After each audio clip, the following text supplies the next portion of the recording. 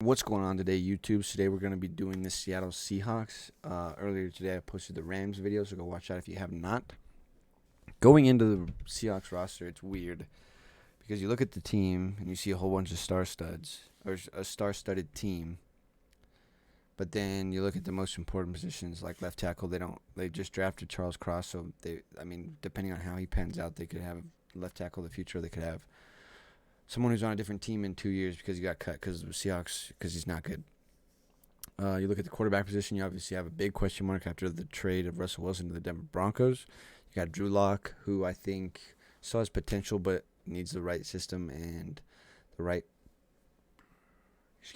people around him, which I think he could get in Seattle. Just depends on the system, like I said.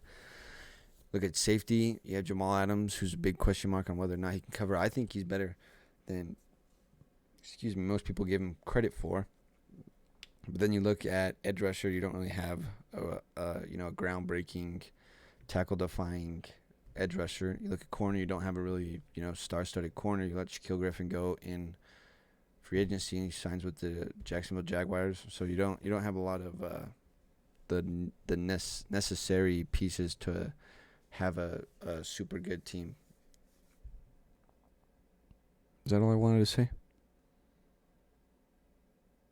Chris Carson retired.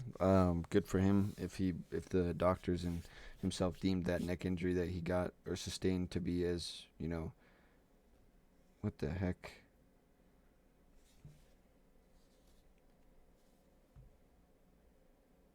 If the doctors and himself, I was looking for the doctors and himself deemed that neck injury that he sustained or he has been dealing with for a while to be that bad, you need to step away from football and focus on getting your health back so you can live a life that you have provided for yourself. But they drafted,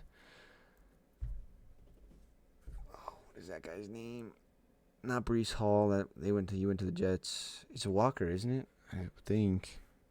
Drafted the running back to sit behind Rashad Penny if Rashad Penny can produce like he did the second half of last season. Obviously, I have DK Metcalf. Tyler Lockett is super underrated. Dwayne Eskridge could take a step forward this year and be really good. I thought he was a good receiver coming out of college. Trying to think. Nope. I don't think I'm going to come up with any other talking points about their team because their team is not really that super good. So let's go right into their schedule. Week 1, I have them losing the Russell Wilson revenge game.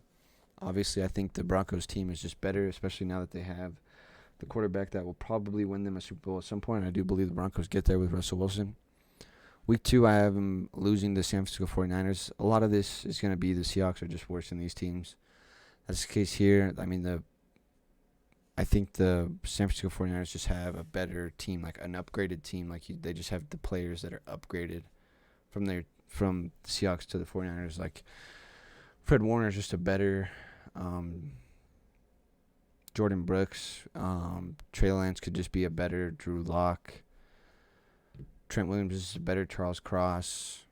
I just think you just have a better upgraded, more upgraded team than they beat in Week 3, the Atlanta Falcons. I think the Atlanta Falcons are just going to be worse. It's not about it's not really about who's good in this game. It's just about who's going to be the not worst team, in my opinion. Week 4, I'm doing a little bit of a homer pick. I have the Lions beating them in Week 4. Obviously said Week 4 twice there. I just think the Lions are building something special for once in my life. I don't think that if you watch the Rams video that they're building a sound foundation around the rest of their team or around their stars. I think they're really, truly building a team from the ground up. And it's looking good so far. In Week 5, I have them losing to the Saints. I think Jameis Winston can be a good quarterback. I think he has a ceiling to where he can perform. Week 6, I'm getting tongue-tied because I'm looking ahead on the schedule. Week 6, I have them losing to the Arizona Cardinals. This is still the prime time where Kyler Murray decides he likes to play football and is really, really good. Puts up like MVP numbers, and then right around here down is when he starts going real downhill. Week 7, I have him losing to the Chargers. If you saw the Chargers video that's on the channel, or if you've seen the rest of the AFC West videos, I think the Chargers are going to be really, really good this year. Week 8, I have them beating the New York Giants. I think I think Danny Dimes probably on thin ice, or even thinner ice than he is right now by this time. But I think the Seahawks can just pull this one out. In Week 9, I have them losing to the Cardinals. And then this is right about the time that Kyler Murray just drops off a cliff and disappears. In Week 10, I have them losing to the Tampa Bay Buccaneers. Obviously, Tom Brady is still there. It doesn't matter how old he gets. He's still going to be Tom Brady, even if that droops or drops off just a little bit. Week 11 is their bye. Week 12, they come out and lose to the Oakland Raiders. Jeez, Pete, Las Vegas Raiders. It's at home, so it might be troublesome for the Raiders, as they will probably be a pass-heavy offense this year, depending on the weather. This time, Week 11, I mean, we could be talking or Week 12, be talking early November. It could be not good conditions in that game. Week 13 in LA, I think they lose. I think the Rams have a better team than the Seahawks. Week 14, I have them losing to the Carolina Panthers. If Baker Mayfield comes out and shows out, I think it could be quite a blowout. Well, not a blowout. I'm not talking like 40-0. I'm talking like 21-13, somewhere around there, which isn't really a blowout. But in NFL, 7 or more points means you got handed. Week 15. That sounds terrible. I'm going to retract that statement. It doesn't mean you got blown out. So I just think the Panthers are a little bit better than the Seahawks. Week 15. I have them losing to the San Francisco 49ers. I think at this time the playoff push for the 49ers is really getting into high gear. Week 16, I have them losing the Chiefs for obvious reasons. I think by this time, like I said in the last couple of videos, I think by this point the Chiefs could have the funk of losing Tyreek Hill out of their system and be playing really, really good football. Week 17, I have them losing to the Jets. I think the Jets just have a younger, more talented core than the Seahawks. And in Week 18, I have them losing to the Rams, just because I think even in this game, probably the Rams sitting Aaron Donald, Jalen Ramsey, Matt Stafford, Cooper Kupp, Allen Robinson, if he has a really, really good year. Cam Akers especially. But I still think the Rams come out and, like I said, I think DK Metcalf could be sitting this game. So DK Metcalf, Jamal Adams, Rashad Penny. So I just think that this game is not really going to matter, so I'm just going to give it to the Rams. That's terrible reasoning to give a team a loss to put them at 2-15th in the conference, and 0-6 in the division, but it's whatever.